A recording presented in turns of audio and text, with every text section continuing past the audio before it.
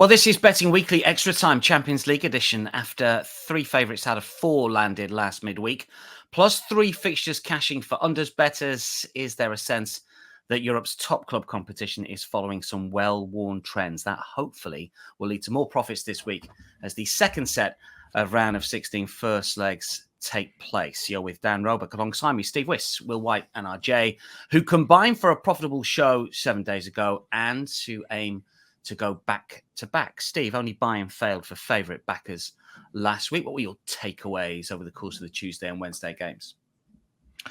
Well, you say they buy-in were the only failure for favourite backers.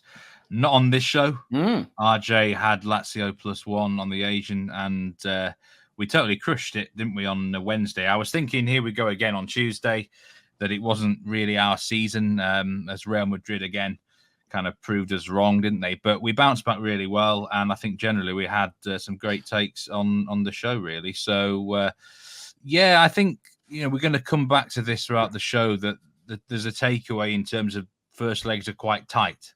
In the last 16, the Champions League, that's been happening quite a lot in recent years, and maybe the same might continue this week. Yeah, Will, you identified that unders trend that certainly worked last week. I mean, it does, and you mentioned it last week, it feels a little bit against the grain given what we've seen in the top leagues in Europe, certainly the Premier League and the Bundesliga, but you were proved right. And I know that we'll get onto selections over the course of the show. You're going down a similar vein, so you feel justified in those thoughts. Yeah, Dan, it is harder going against overs this season in particular because just of the kind of proliferation of goals and attacking play that we've seen across domestic leagues. But the trends don't lie, and those last 16 Champions League trends in particular, the number of unders is hard to ignore, and so it's certainly going to be a trend that continues in my picks this week. Yeah, RJ, we did obsess about the likes of Bellingham missing out and Real Madrid with various defenders out as well. Bayern missing a lot of players. I mean, we can spin it different ways. Sometimes it is difficult, I think, to quantify, players and teams. You say Bellingham's out. Well, Real Madrid don't play with 10 men. Someone comes in to play, and Brahim Diaz scored a wonderful goal for them. I mean, Bayern might have suffered a little bit. Sometimes it's hard, isn't it, to try and pick the bones out the team use. Yeah, no, it really is, and I think you said it right, Dan. It's difficult, and personally, I try not to put too much weight or leverage into one player. There are the likes of Mbappe, Haaland, Lewandowski when he's in top form, right? That those impact players will, when they're not in the field, will have a significant impact. And we talked about Bellingham, but I'm of the mindset, like you just stated, Dan, sort of next man up mentality. And, Diaz came in, scored. I mean, arguably Leipzig's first goal, to be fair. I know it's the rule's a rule, but that offsides call was questionable. But, as we kind of alluded to, even though they were missing Bellingham, Real Madrid came out on top 1-0, a low-scoring affair. Yeah, Will shaking your head there. We're Leipzig. I mean, there's not, as RJ points out, and we did touch on it last week, there's not that many players in big teams across the big 5 leagues, Will, that will move the market. Is Bellingham probably one of them? As RJ was saying, maybe Mbappe doesn't start and suddenly the line moves significantly. There's not too many individuals that can do that. Yeah, Mbappe is definitely one. Bellingham, not so much, actually. I think because Brahim Diaz is not so much of a downgrade, like he's really proving himself this season. And I think the biggest factor is the player that's coming in as replacement. What's the quality of that player? And teams like PSG, perhaps they don't have as much depth as they do at Real Madrid. And so, yeah, it's more a holistic kind of view of the how much a manager is prioritizing a particular game, and so more relevant in domestic leagues, I'd say. But yeah. I mean, I guess as well, Steve. I don't want to stick on this too much before we get into some selections. But you look at Real Madrid, and people thought, well, they play Girona, they're missing half a defense. Tchouameni, I think, is playing centre half, and we're thinking they could, we could fade Madrid. They win 4-0, then they win at Leipzig without Bellingham. But then at the weekend they draw. So we always talk about one game, and it's very small sample sizes, isn't it, here? I mean, maybe, at the weekend, maybe Rory should have noticed this before he put Real Madrid up on the European show, but maybe that was the game to fade Real Madrid. I love how you're throwing Rory under the bus here, Ben. But, The thing is, like last week, Real Madrid didn't deserve to win that game. Leipzig, how did Leipzig at least not score a goal? You've basically got a goalkeeper, the Russian goalkeeper, impressed me. Sorry, he's Ukrainian actually, isn't he? Or is he Russian? That one. Lunin. I'm getting mixed up with my nationalities here. Got to be very careful here because there's quite a big difference between those nations. But anyway, he's sort of second/third choice. You wouldn't have known it. Yeah, Ukraine.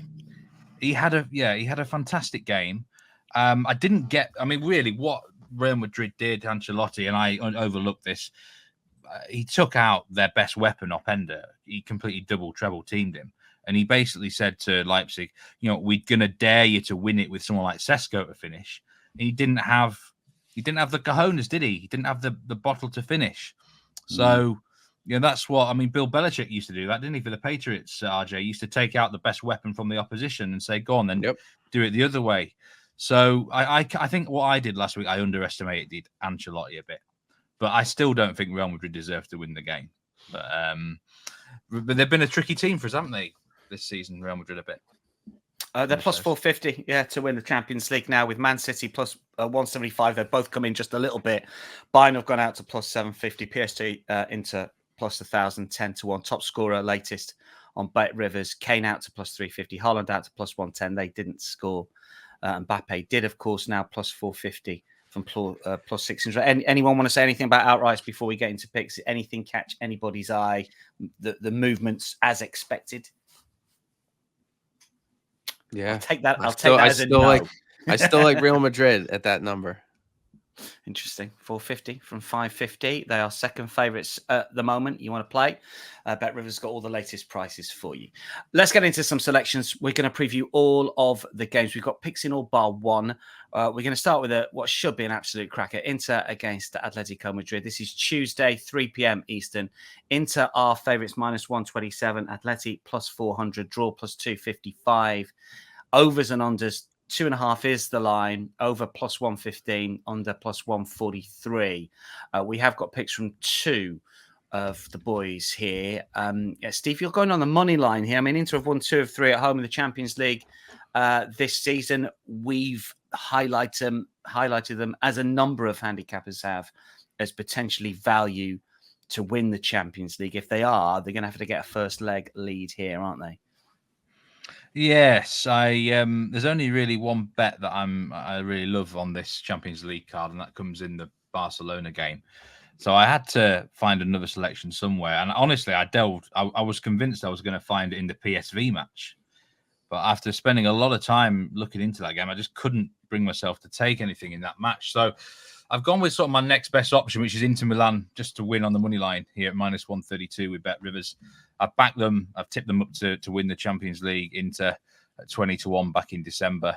They're the best Serie A team. And at the end of the day, if you can't beat Atletico Madrid at home in a first leg tie, then you're probably not really good enough to go on and win the tournament, are you? Let's be honest. So I've got to kind of put my money where my mouth is here and back a team that I've tipped up before on the outright. And they should be good enough, I think, to beat Atletico Madrid, who, they've got a really poor away record in La Liga. I know it's different in Europe, but they're only the 8th best away record in La Liga. 4 wins, 2 draws, 6 defeats. 11 of their 18 away goals in La Liga came in one match against Rayo Vallecano. And I was actually against them that day as well, which is quite amusing. But they obviously not scoring many on the road in the Champions League. Even they weren't that good away, I didn't think. They didn't beat Celtic or Lazio. I know there was a goalkeeper goal, wasn't there, in that, which is kind of crazy. Feyenoord scored 2 own goals in their favour. Otherwise, they might not have even won there. So I don't know. I don't think Atletico Madrid are that good, really, if I'm being honest. I think they're just they're all right, but they're a tough team. They've got a tough reputation and they've got experience. But if you want to be winning this tournament, you've got to be beating them at home. And the best side in Italy should be good enough. Morata, I think he's doubtful with injury. I looked at the cards for this game, by the way. There's a referee in charge. I don't rate him at all. I think he's a terrible ref. Istvan Kovac. I think a Romanian referee. I don't like how he goes about his business. All sorts of strange stuff can happen. He tends to target a certain team on the night, whoever he's not liking much. So I looked at the cards, but the line's 5.5.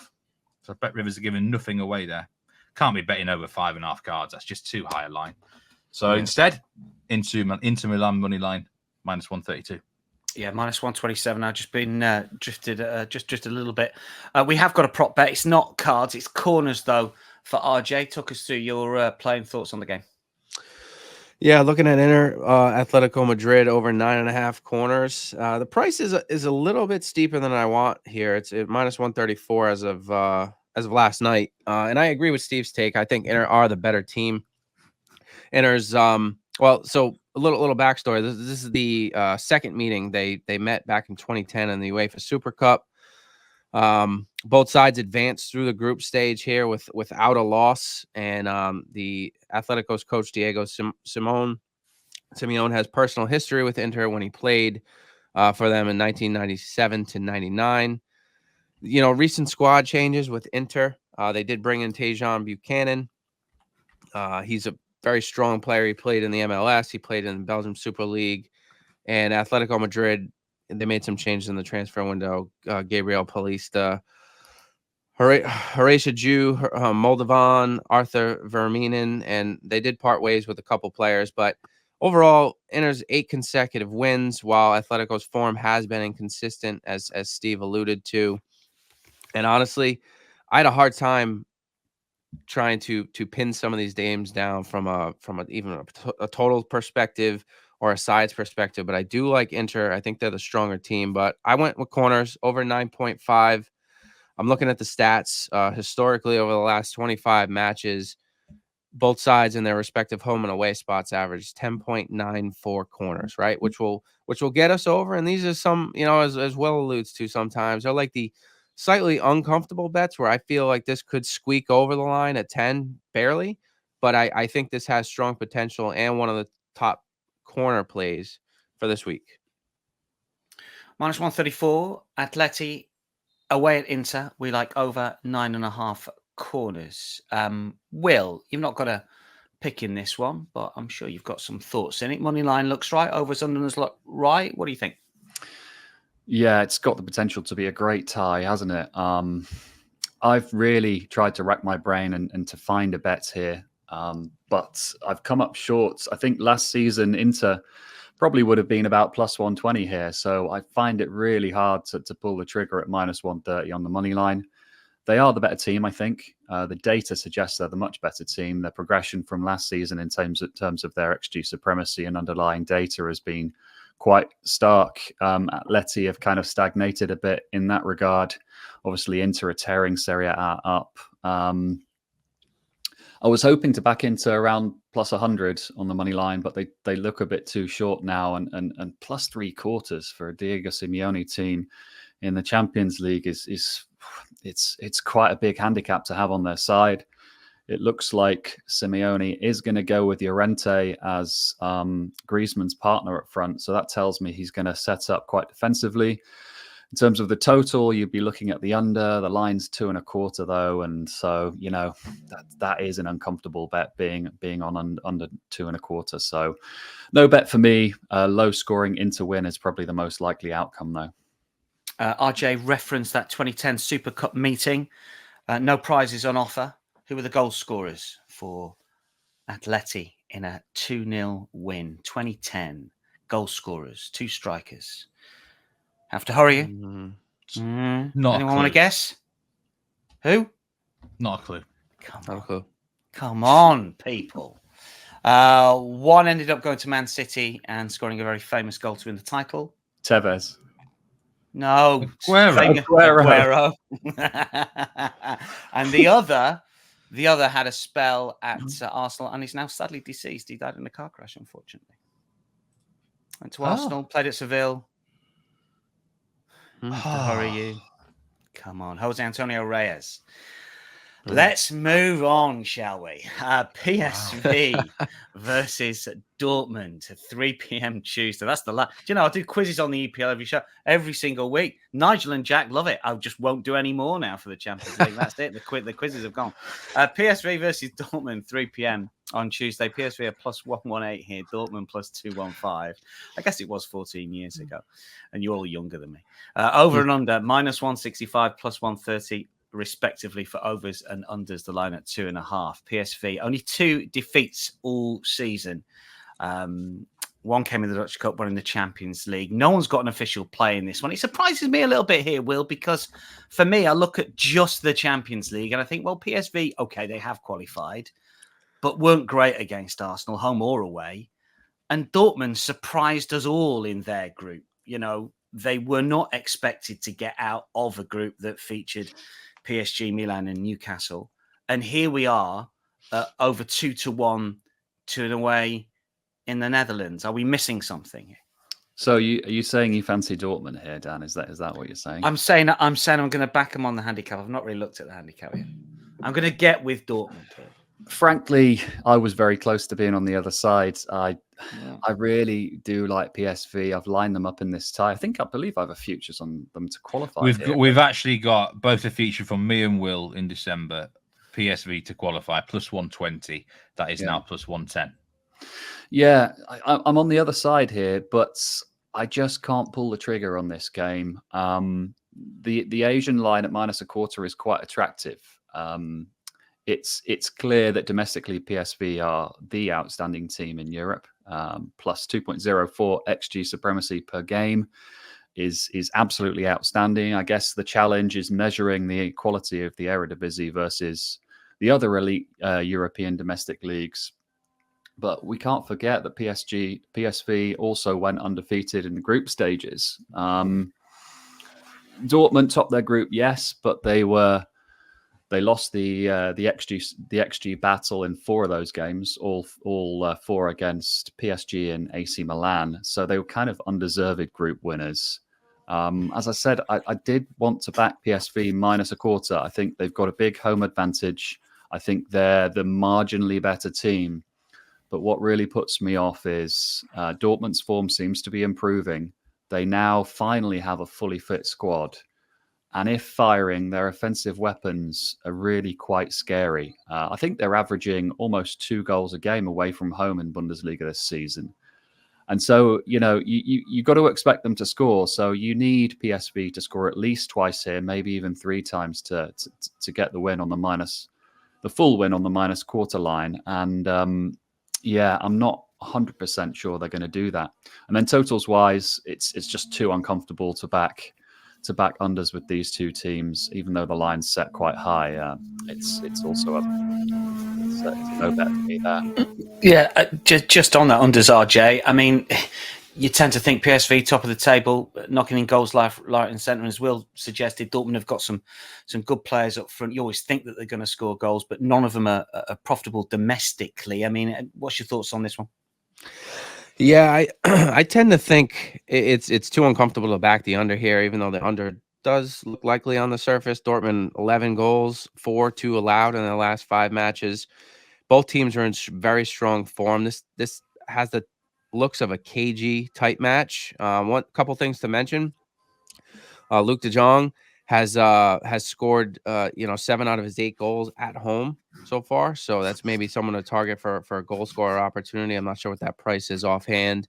And from a trend perspective, Dortmund have won just 2 out of their 8 away matches in the Champions League round of 16. So they have struggled here if you're a historic person, but I'm more of a how are they now? What's their recent form look like? And their recent form, as well stated, is very stellar at the moment. So De Jong plus 138 score any time, plus 390 to score first. Steve, any thoughts on this one? PSV really got at home domestically. Any sort of thing that you mentioned? You looked at this game, you wanted to have a bet on this game, but you're not really found anything.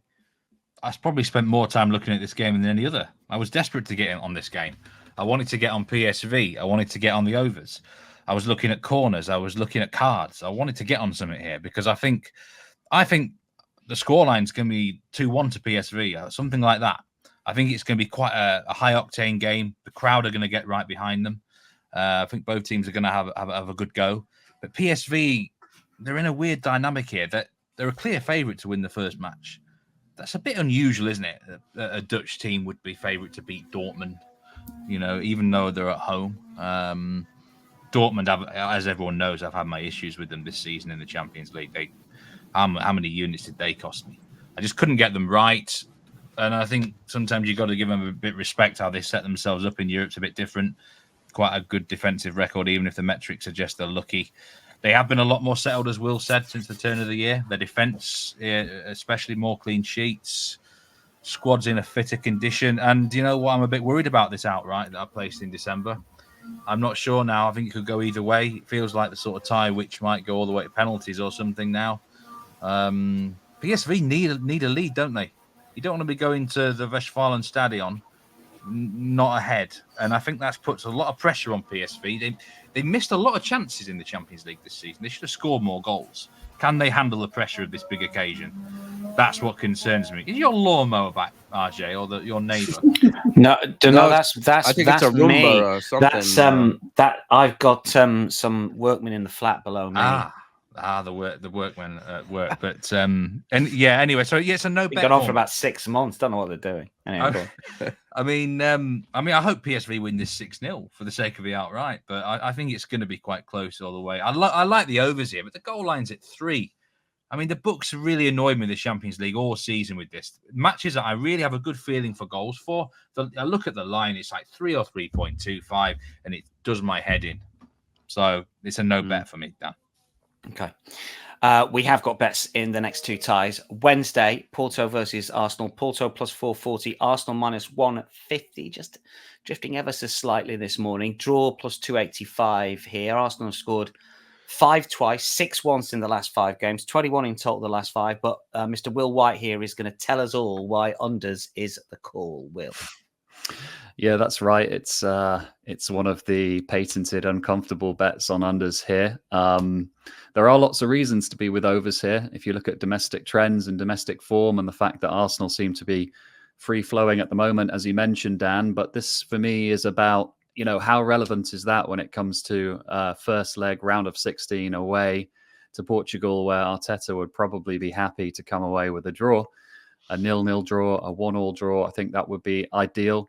And then the unders trends, as we've banged on about on this show, certainly last week and already in the show this week, are just undeniable, really, in the round of 16 first legs. 7 of 8 last season went under 2.5, 6 of 8 the season before, and 3 of 4 so far this season. And we're looking at an under-over line of 3 here. So, you've got the push on your side if there are 3 goals. I think the onus is on overs bettors here to prove to me that Arsenal are going to take this free-flowing football into this game, and they're not going to adapt their approach to the game state. If you look at Porto, they also were quite open in group stages, 4 of 6 over 2.5. But then last season, 5 of their 6 group stage games went over 2.5.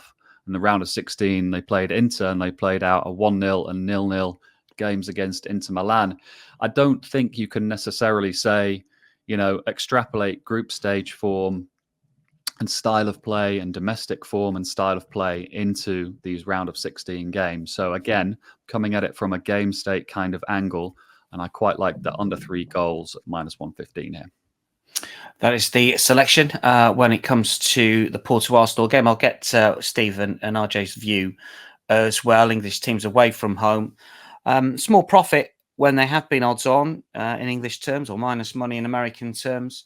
A lot of those games, 29 of 43 in group stages, it is different, certainly, as Will points out, when it comes to the knockout stages. Steve, any thoughts on Porto Arsenal? I agree with Will. I think this is a good bet, and I like the under here. I think a lot of what he said is very correct. The more I think about it, the more I'm thinking Porto plus 0.75 on the Asian handicap wouldn't be a bad bet, maybe. But I think I've kind of bottled this one because Arsenal just scare me a bit recently with, how many goals they've been scoring. But I suppose then you just look at the opposition and, Burnley are nowhere near the class of Porto. West Ham are not playing very well.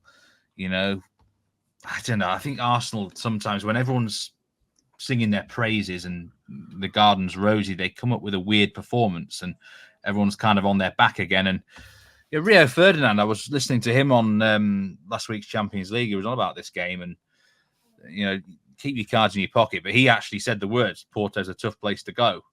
And he might be right. They're an experienced team in Europe, aren't they?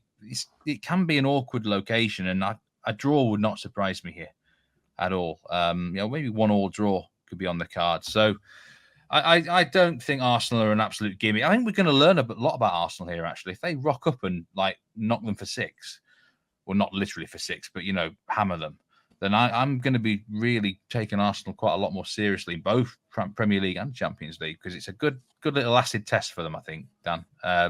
So I do like the under that Will's got there. I like the lean towards the Asian handicap on Porto, but no official pick for me. Yeah, I mean, a lot's factored into their outright price. They're 6-1 to win the Champions League. RJ, any thoughts on Porto Arsenal? See Arsenal coming away with a win here. What do you think? Yeah, this is a tough one, Dan. I felt the same way that Steve did in the PSV match. I desperately tried to find some opportunity here, whether it was cards, corners. I do like Will's look at the under here. Porto is a very compact, tight side, typically, especially at home to overcome. I do. If I had to take something here, I'd probably lean more towards a draw. And I think, interestingly enough, there's one of the highlights in this match is the top assist providers in this season Champions League are in both these squads. Saka from Arsenal and Galeno from Porto both have 4 assists. So there's certainly, this isn't a side where they have sort of the Mbappe that steals all the goals. These both pretty unselfish squads. So I think because of that as well, I lean draw here. Draw is a pick. Good stat on the assist players. Yeah, Saka's certainly had a good season so far for Arsenal, as he always usually does. One more game to look at, and all 3 of our handicappers have got selections in it, and 2 are the same. So a 2-unit play has morphed its way onto the Champions League show. Don't tell the European show we're nicking their snaps. Napoli against Barcelona. Plus 170 Napoli. Barcelona plus 163. Draw plus 243. This is the Maradona derby. Both teams, as we talked about, Steve, on the European show, they've had underwhelming campaigns. And although we just talked about Dortmund having a bit of an upswing since the turn of the year and might be a little bit better in the Champions League, I can't really see it with any of these 2 teams. I'll get your play first up. Well, it was Will that put the first play on the group chat this week from this game, and I'm in total alignment with him. Under 2.75 goals for me at minus 109, I think is the latest price. This is my strongest play of the week. We've got 2 teams who constantly underachieve in front of goal this season. And, some would say, this XG underachievement's got to reverse its way around. But I just think we're at the stage of the campaign where I don't think a lot is going to change. They're just too many players are out of form up front or are in the headlines for different reasons. Napoli have had a really muddled campaign, haven't they? They're all over the shop. I don't really know what their identity is anymore. Barcelona, I think if anyone would fancy facing them right now. I think it's kind of a weird one. I think anyone in Europe would kind of quite take facing either of these teams at the moment, and they've got each other. And I think we're going to get 2 matches which are quite close, quite tight. I think both are going to fear losing. So when that fear of losing comes in, I'm always drawn towards the under. And I honestly expected this goal line to be 2.5. Even bordering 2.25. So I'm shocked that the 2.75 was available. Incredibly, this was actually a Europa League clash a couple of years ago. So, that it was, both sides were completely different back then. Completely different dynamics to what they are now. It's interesting in the group stages that only the matches against Real Madrid went over 3.5 for Napoli. And for Barcelona, the only games in their group that went over 3.5 goals was against Antwerp. So 2.75 goal line. Obviously, you've got a half loss if there's 3 goals exactly. Gives you a bit of security. But I'm quite confident this doesn't go anywhere near over. I mean, this could be 0-0. So I just think the goal line's too high, so I'm happy to trigger the under in this one. Will's gone for the same bet. Will did put it up first in our WhatsApp group, as Steve was pointing out. Osimhen back to make any difference? Has he moved the market? What were your thoughts coming to the conclusion, Will, that under 2.75 is the play here? I think the main reason the line is this high is Barca are a bit of a shambles, and they have been a bit of a shambles defensively for quite a while now. So I think that's the angle here. Yes, Napoli have been missing Osimhen, and he's back, and he's, I guess, going to start here. He didn't start at the weekend. He wasn't even in the squad, I don't think. But I think he'll be starting here. So, you've got a few factors that are lining up in favor of overs. But I've got a sneaky feeling, like Steve, that this might be a game where two teams in relative turmoil look to kind of batten down the hatches in order to try and take something away from this first leg.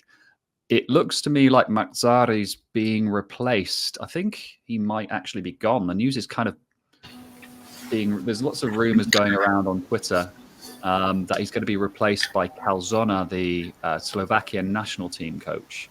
So that's another fact to be considered here. So I'm not really sure how that's going to affect Napoli's style of play. But if I had to hypothesize, I'd be thinking that he might look to come in and tighten things up in this first leg. Not that Napoli really have been that defensively porous recently. That seems to be one thing that Mazzari did get a handle on. It's offensively where, as Steve mentioned, that they've really been struggling. Maybe Osimhen coming back will help with that, but he's been away at the AFCON for at least a month. So that's quite a big ask. But the main angle for me here is if we look back to last season, Barcelona had by far the best defensive record across major European leagues, which is quite a stretch to think that that's possible given their current state. They conceded 20 goals domestically last season. That's in comparison to other title-winning teams across Europe. Man City conceded 33, Bayern conceded 38, Napoli conceded 28, the second lowest conceding team in major European leagues, and PSG 40. So these two combined are actually the two best teams defensively across the major European leagues last season. Now, I know that was a long time ago, but it's mostly the same personnel left at Barca. The same at Napoli. They lost Kim to Bayern, who was a big miss, although maybe not, judging by Bayern's defensive numbers recently. So, yeah, it's a bit of a counterintuitive one. But if these teams can kind of recapture at least some of the mindset that they held last season defensively, I can see, this is a big line to get the over across the line. You need 4 goals plus for a full win, right? So, yeah, I'm with Steve. Under 2.75 goals, minus 109. Let's hope for a bit of a counterintuitive kind of defensive mindset from both coaches here. Speaker of counterintuitive, if all 3 bets are going to land, or 1 and RJ's, then we're going to have at least some attacking play here, RJ, because we're looking at shots on target for your particular play. Yeah, back to the prop market, Dan. So looking at over 8.5 shots. Napoli versus Barcelona, minus 134, same price as the corner play, right? Again, a little lower than I would ideally want, but this felt to me like some of the stronger plays, and outside of some of the unders that the guys have alluded to, which and Inter's money line, there's only a few matches to pick from, so we have to try to find the best angles, and this is what I think in this match has a strong opportunity. Hopefully, there's a lot of attacks. Osimhen's back. Hopefully, he finds the net, but yet we see some kind of stout goalkeeping, so we keep this low scoring. But yeah, both sides have had their struggles, as the guys alluded to this season. Napoli underwent the coaching change. Mazzari took over in November. As Will said, there could be some rumor of him on his way out. Xavi announced that he's out at the end of the season for Barcelona. Both sides, significantly, Napoli significantly off the Serie A title race. So there's not too much for them to worry about in that regard. Barcelona's struggling to replicate their previous form. So looking at this from a stat perspective, and Napoli added a few pieces in the January transfer window. Not going to dive into that too deep. So did Barcelona, right? Both sides made some decent changes. But from a shot perspective, Both sides averaged 9.71 shots on target in their respective home and away spots. I felt like over 8.5. I expected this to be honestly over 9.5 shots on target. So this was good to see. I think there's opportunity here. There's a little bit of headroom for us to accommodate that 8.5 price. And I think, both sides are going to be leery of defeat, as Steve said. But I think both these sides possess the talent, the skills, and the capability. And based on the metrics, this looked like a really strong play to me. Yeah, I think it's a really nice save of this because you can play unders, as Steve and Will has suggested. But if it does go a little wrong in terms of a lot of attacking play, as long as the keepers are up, we can maybe. Well, the thing is, Dan, right? If you told me now there's going to be a dozen shots on target in this game, I would still be confident of the under because we've got two very good goalkeepers on show. And neither team convinces me when they're in front of goal. I mean, Osimhen, we talked about Osimhen. He didn't have his shooting boots on in the African Cup of Nations at all. He actually looked better as like a creator, really. So I'm not convinced. Even I think we could, we may well see quite a lot of shots in this game. But with good goalkeepers on show, I'd back them.